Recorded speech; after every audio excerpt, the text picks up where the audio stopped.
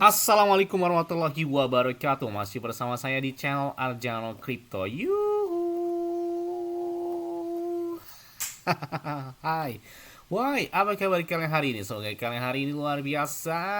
Karena market lagi Biris, wow, seperti Bitcoin dan beberapa koin, hari ini warnanya merah ya, tapi Bitcoinnya masih tertahan di atas 75 ribuan dolar dan beberapa altcoin juga meskipun warna merah, tapi ada juga yang kebalikan arah atau hari ini cenderung ke hijau gitu ya. Yes, karena memang kalau kita lihat ya, halving Bitcoin itu kan terjadi setiap 4 tahun sekali dari Bitcoin ya. Jadi kalau kita halving Bitcoin di kedua tahun 2016, tertinggi 2017, kemudian halving Bitcoin ketiga 2020, tertinggi 2021. Kemudian halving Bitcoin keempat tahun 2024, tertinggi 2025. Artinya apa? Setiap satu tahun setelah terjadi halving Bitcoin, Bitcoin mengalami puncak tertinggi sepanjang masa, dan tahun ini adalah tahun koreksi atau sideways untuk Bitcoin. 2026, 2027 mulai bangkit, 2028 bangkit karena terjadi halving Bitcoin.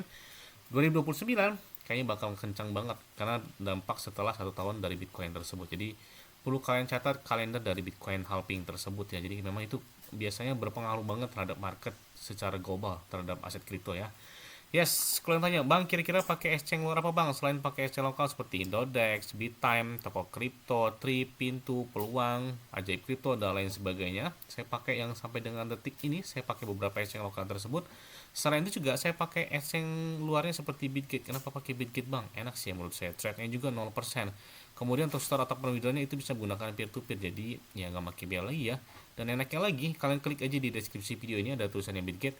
Nah, di situ kalian bakal dapat kotak misteri senilai 30 USDT. Jika dirupiahkan tuh kurang lebih 450 rupiah sampai dengan 500 rupiah. Nah, lumayan banget kan. Jadi kalian bisa dapat P network, klik aja di deskripsi video ini. Selain P network, kalian juga bisa dapat Bitcoin, USDT, kemudian PP dan lain sebagainya. Tidak hanya itu juga, mereka bagi-bagi iPhone 17 Pro Max dan 6200 USDT yang bisa kalian dapatkan dari Bitget tersebut ya. Dan di Bitget juga enak ya, nggak ada namanya gangguan tiba-tiba pemeliharaan, maintenance dan lain sebagainya. Kenapa saya bilang enak? Karena saya pakai ini sejak tahun 2021. Artinya udah 5 tahun lebih saya pakai Bitget.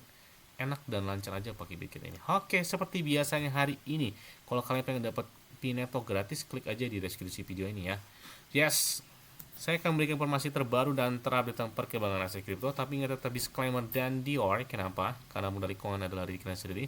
Karena bermain aset kripto itu sangat-sangat beresiko, jadi tidak disarankan untuk bermain aset kripto karena memang sangat banget beresikonya ya. Jadi nggak boleh FOMO terhadap aset kripto, apalagi lagi kencang dan lain sebagainya, itu sangat beresiko banget ya.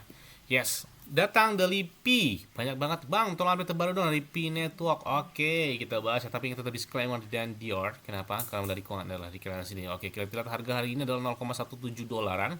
Dan kita lihat trennya satu bulan masih belum kelihatan kenaikan. Tapi kalau kita lihat juga satu minggu juga naik di atas 5%-an ya terhadap P tersebut. Nah, kemudian kita lihat volume perdagangan mereka naik di atas 4,19% atau lebih dari 32 juta dolaran dengan market cap saat ini di angka 1,79 miliar dolar, dan peringkat mereka cukup naik, itu diangkat di peringkat 39. Tadi itu di atas 40-an 4 ya, 44-an. Saat ini sudah di angka 39-an. Dan supply mereka yang sudah beredar saat ini adalah 10 miliaran P ya, meskipun maksimal supply atau total supply adalah 100 miliaran, dan inilah yang perlu diperhatikan banget. Nah, kenapa harus diperhatikan? Bagaimana cara untuk pemompaan harga yang bisa terjadi di kemudian hari? Ya, salah satunya adalah pengurangan supply ini. Supply-nya cukup lumayan banyak banget. Ini 100 miliar P. Jadi kalau dibuka semuanya atau sudah diberedarkan semua yang di mainnet dibuka ya, termasuk saya P-nya yang tertahan di 2027, ada juga di tahun 2028, atau juga yang tertahan di tahun ini atau di bulan yang akan datang. Nah, jadi banyak yang masih tertahan. Kalau misalkan dibuka semua, kemungkinan harganya juga bakal berpengaruh. Artinya penurunan itu bakal terjadi. Tapi ada beberapa trik agar pemompaan itu terus berlanjut. Salah satunya adalah, yang pertama adalah sistem pembakaran. Yang adanya sistem pembakaran itu adalah pengurangan supply. Pengurangan supply dari total token atau total koin dari P tersebut.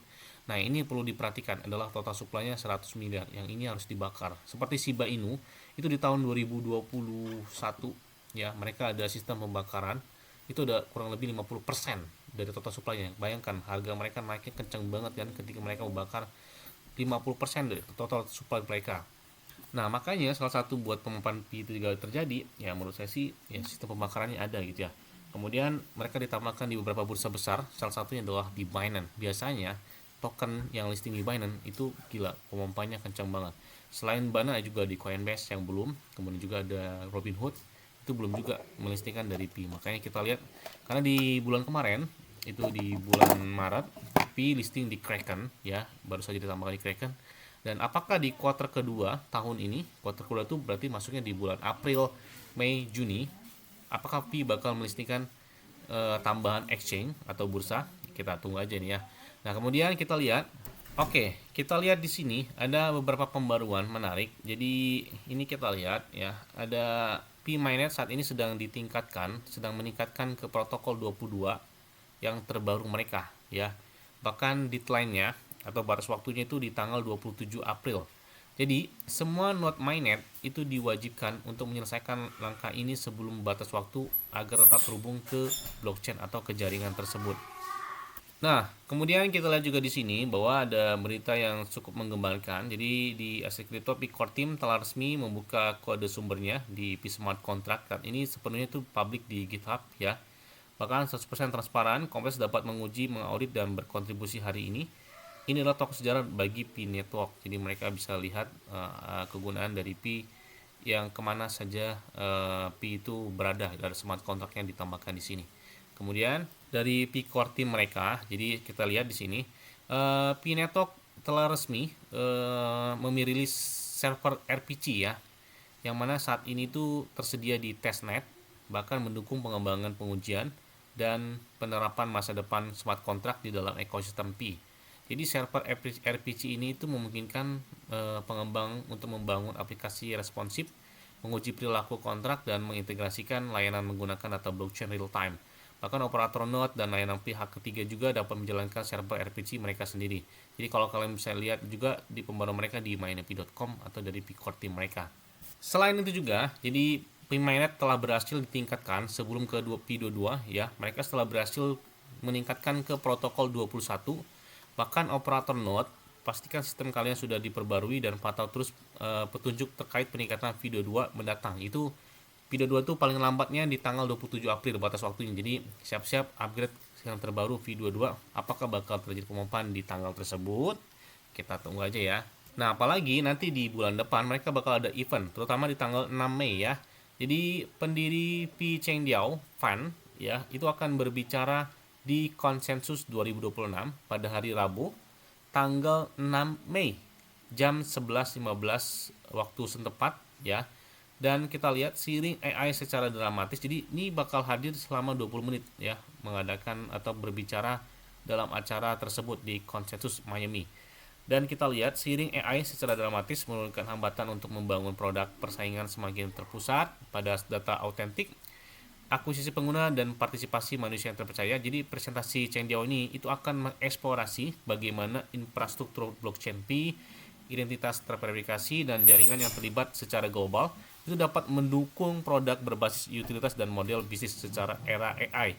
Bahkan sesi ini tuh menyajikan perspektif segar tentang token kripto bukan sebagai jalan keluar, melainkan sebagai alat untuk pertumbuhan berkelanjutan dan adopsi dunia nyata. Jadi kita lihat mereka bakal hadir dalam acara tersebut, dan apakah bakal terjadi pemompaan. Biasanya sebelumnya kalau pemompaan pas hari hanya malah koreksi di tanggal 6 Mei ya, jadi 6 Mei kayaknya bakal koreksi, tapi kalau sebelumnya biasanya hype-nya bakal besar, jadi perlu diperhatikan tanggal-tanggal tersebut.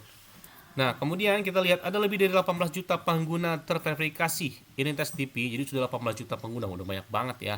Bahkan, tetapi ada satu perbedaan yang jelas antara pengguna Pi dan pengguna lainnya. Ada 1 juta pengguna terverifikasi di Pi, 1 juta pengguna di jaringan lain. Sebagian besar jaringan mengukur pertumbuhan berdasarkan jumlah akun. Sedikit yang mengukurnya berdasarkan pengguna terverifikasi. Ada perbedaannya. Jadi, Pi menyadari pentingnya verifikasi identitas sejak dini dan bahwa pembuat akun yang tidak terverifikasi saja tidak cukup. Jadi mereka menjalankan setiap kali aset kripto seperti yang dipindahkan, hal itu menimbulkan pertanyaan dasar tentang identitas, siapa yang mengirimnya dan siapa yang menerimanya. Nah, jika identitas tersebut tidak jelas, maka mereka menjadi kesulitan untuk mempercayai bahwa pemindahan tersebut sah atau bahwa aset tersebut sampai ke orang yang tepat. Oleh karena itu, katanya di sini, Pi Network telah membangun ekosistem mainnet yang sepenuhnya terverifikasi KYC. Karena kita pengguna terverifikasi, jadi menghilangkan spam yang menurun, kemudian kepercayaan meningkat, dan utilitas menjadi lebih andal. Jadi ini perlunya KYC karena tujuannya untuk melihat transaksi blockchain-nya. Jadi semakin jelas kita siapa yang ngirimnya, siapa yang nerimanya, terus kemana arahnya, atau berapa jumlahnya dan lain sebagainya. Itu tujuannya jelas ya. Mereka menginginkan KYC itu untuk pertahanan buat kita juga ya, keamanan dari si akunnya tersebut. Nah, kemampuan smart contract pertama Pi saat ini sudah aktif di testnet langganan dan ini mendorong kasus pengguna nyata berulang dan berbasis utilitas ya. Bayangkan e-commerce, streaming, alat online dan lainnya yang didukung oleh on-chain dan kalian bisa lihat sudah ada di Pi Network sendiri ya. Jadi wow, pembaruan mereka cukup menarik di bulan ini. Jadi pantau terus perkembangan dari Pi ya, kalian jangan lupa subscribe channel ini karena subscribe itu gratis ya.